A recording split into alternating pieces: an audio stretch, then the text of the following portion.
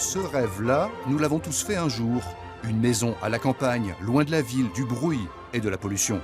Ce rêve, des milliers de Français le réalisent chaque année.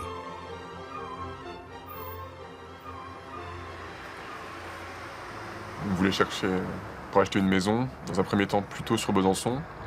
Et finalement, en visitant, on est arrivé ici à visiter cette maison-là qui nous a plu tout de suite. Un coup de cœur, ça s'explique pas. C'est l'alliance du moderne et de l'ancien. En fait, on a des murs en pierre qui sont magnifiques et en même temps une cuisine très moderne. On n'est pas très loin de Besançon. On a un jardin qui est suffisamment grand, mais en même temps, voilà, on ne veut pas passer non plus notre temps ni à faire des travaux ni à s'occuper du jardin. Donc c'était vraiment exactement ce qu'on cherchait. Nous sommes à quelques kilomètres de Besançon. Cette commune peut dire merci à la maison individuelle. Le village n'est pas déserté, bien au contraire. Il y a de nouveaux habitants, des services, des commerces.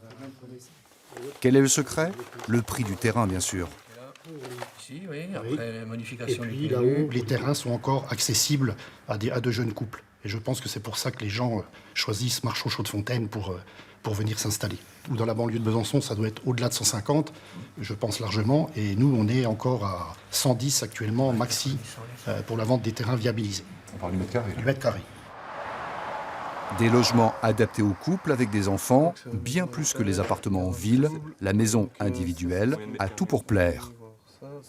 Et pour longtemps encore, car une nouvelle clientèle est apparue. Elle représente un tiers des chantiers de ce constructeur.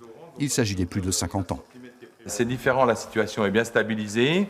Les enfants sont partis, les maisons sont trop grandes, c'est des maisons qui ont été construites dans les années 80.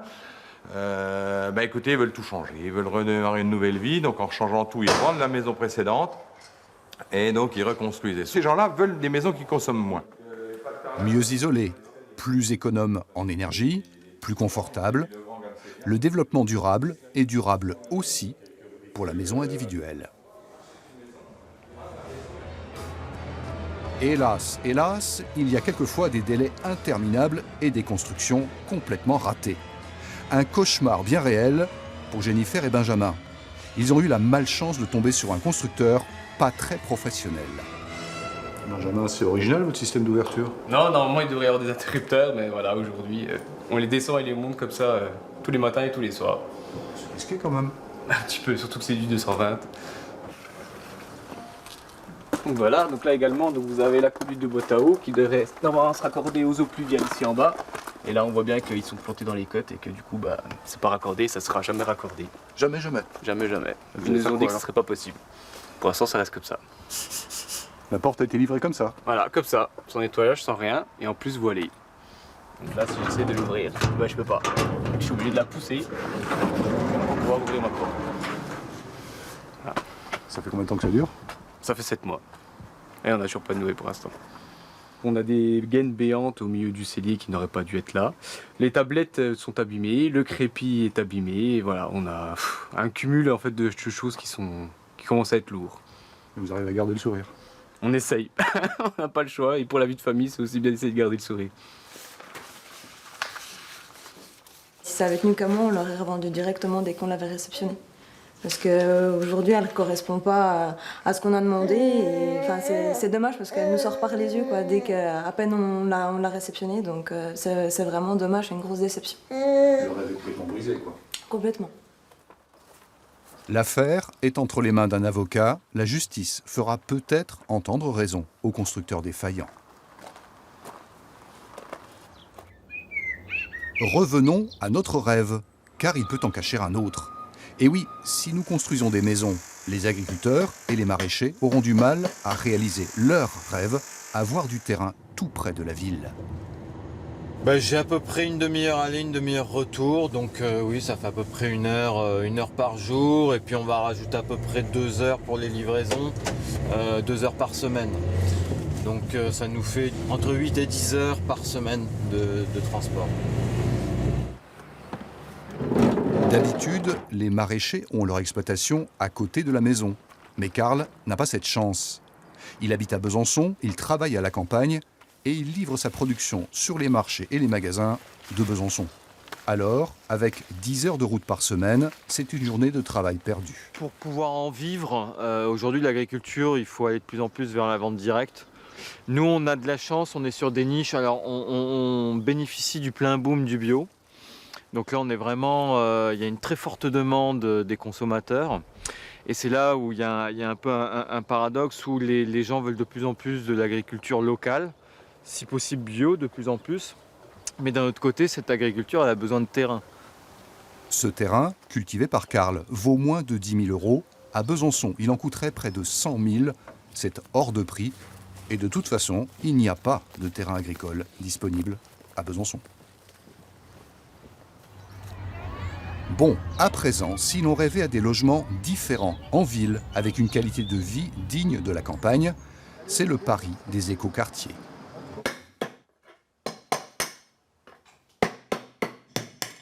On a vu la montagne de bâtiments, du coup, parce que c'est vraiment une montagne, du coup, maintenant, parce qu'il ne reste que les gravats, en fait, quoi, c'est assez impressionnant. On voit toujours, en fait, ce chantier, il est très présent, il est à quelques mètres, en fait, de notre atelier. Ça fait des bruits, ça fait un peu de poussière, mais nous aussi, on fait du bruit et nous aussi, on fait de la poussière.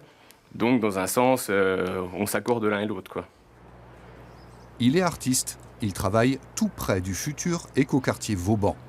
À la place d'une ancienne caserne, 7 hectares de logements, dans des immeubles et des pavillons économes en énergie, des commerces, des services, en pleine ville, avec tous les transports collectifs à disposition. Maintenant, on se retrouve avec des couples avec enfants qui vont habiter en Haute-Saône ou dans le Jura. Donc on est même hors de la communauté d'agglomération du Grand Besançon. Il faut réussir à réattirer ces populations-là sur la seule ville de Besançon pour justement éviter tout ce qui est les déplacements. Donc on voit que Besançon est assez embouteillé, par exemple, le matin lorsque les gens vont travailler ou le soir ou le week-end. Donc il faut réussir à avoir des produits attractifs, d'une part en prix de sortie au mètre carré, et puis avoir des services correspondant à ceux d'une grande ville. Retour à Marchaux-Chaudefontaine, voici le rêve d'Aurélie. Sur votre gauche, la porte d'entrée avec 2 fenêtres, 2 chambres. Le salon séjour à gauche, à droite le garage. Et puis voilà. Vous y êtes déjà, petite maison. Ah oui, oui, j'y suis déjà. Oui. Oui, ça me tarde. Ça va être ma maison. Aurélie sera bientôt une nouvelle habitante de la commune. En attendant d'autres arrivants, car le village va encore grandir. Ici, c'est un projet de 14 logements, là, juste en face. Cette année, en Bourgogne-Franche-Comté, 12 000 constructions neuves ont vu le jour, la moitié en maisons individuelles. Nous fuyons les appartements trop chers ou trop petits des centres-villes, les barres d'immeubles, pas très belles, mais à quel prix ? Temps perdu dans les bouchons, tarifs des carburants, pollution, routes et zones commerciales qui dévorent l'espace naturel, le chez-soi idéal est peut-être un rêve qui reste à inventer.